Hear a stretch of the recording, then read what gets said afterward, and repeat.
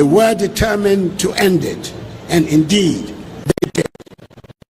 On that historic night of 6 March 1957, after decades of agitation by the pioneers and members of the nationalist movement, Kwame Nkrumah, our nation's first leader, made the momentous proclamation of Ghanaian independence at the old polo grounds in Accra, which we celebrate with joy each year. The theme for this year's celebration, our unity, our strength, our purpose, should imbue in us the constant desire to seek for the progress, prosperity, and development of Ghana, no matter the circumstances confronting us.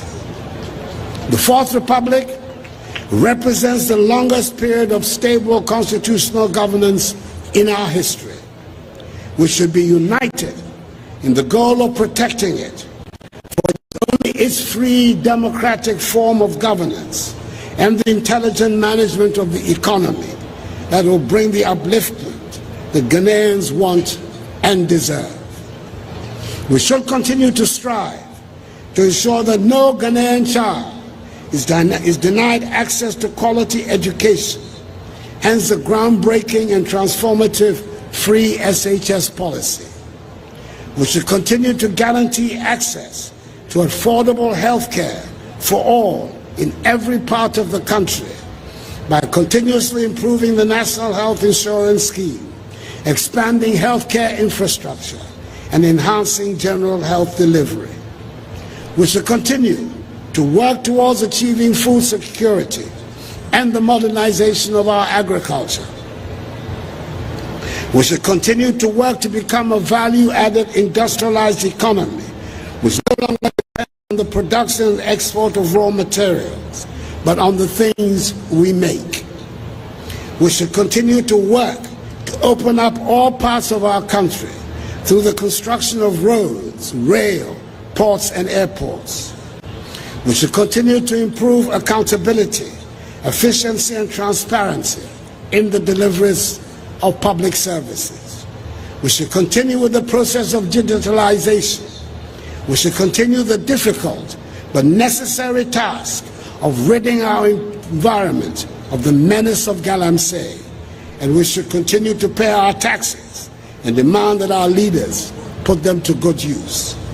Above all, we should continue to guard and protect jealously the security and integrity of our nation against dangers from outside and within our borders.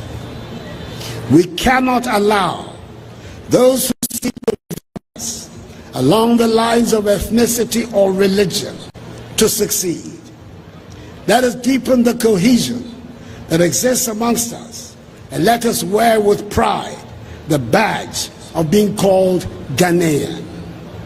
There's no better homage we can pay to the memories of all those who fought to free us from the shackles of colonialism and imperialism than to dedicate this 66th anniversary, independence anniversary, to working even harder for the unity, strength, and purpose of our dear Ghana. Fellow Ghanaians, I'm very much aware of the current difficulties confronting our nation, and we are working hard to resolve them. But maybe we should also count our blessings in how together we are managing the difficulties. We all see the images around the world. Here in Ghana, we have not had any fuel queues. We have not suffered shortages of food and essential items, or the catastrophe of Dumsum. Undoubtedly, major global developments have had a negative impact on our domestic economic performance. We have witnessed historic highs in global inflation and food prices, rising global interest rates triggered by tightening of monetary policy of central banks across several advanced economies to tame rising inflation, an energy crisis with crude oil prices reaching unprecedented highs at one point above $120 a barrel, the strengthening of the United States dollar against all other currencies, the tightening of global financing conditions especially for emerging markets and developing economies, and the large-scale disruption of the global supply chain. These phenomena have manifested in Ghana in the form of the depreciation of our currency, the decline in gross international reserves, high inflation, elevated debt burden, significant fiscal stress, constrained domestic and external financing, and reduced GDP growth. It is these that have brought hardships upon our people. Government has deployed a number of fiscal interventions to help bring relief to Ghanaians, and I'm confident that sooner rather than later we will see significant results of relief and recovery. In 2 days, on Wednesday, 8th March, I will in the Chamber of Parliament deliver a message on the state of the nation, where I'll delve into much greater detail the entirety of the package of policies government is implementing to bring back the days of rapid growth. Fellow Ghanaians, there is one thing I want all of us to remember, and that is that when I assumed office on 7th January 2017, I inherited a severely challenged economy whose rate of growth at the time was the lowest in over 2 decades. By dint of hard work, prudence and creativity, we managed to turn things around, creating an economy which for the years 2017, 2018 and 2019, the years before the onset of COVID-19, was amongst the fastest growing economies not only in Africa, but also in the world, recording an annual GDP growth rate of 7%. We were the best place to do business in West Africa, and in 2021, we were described as the most attractive destination for investment in West Africa.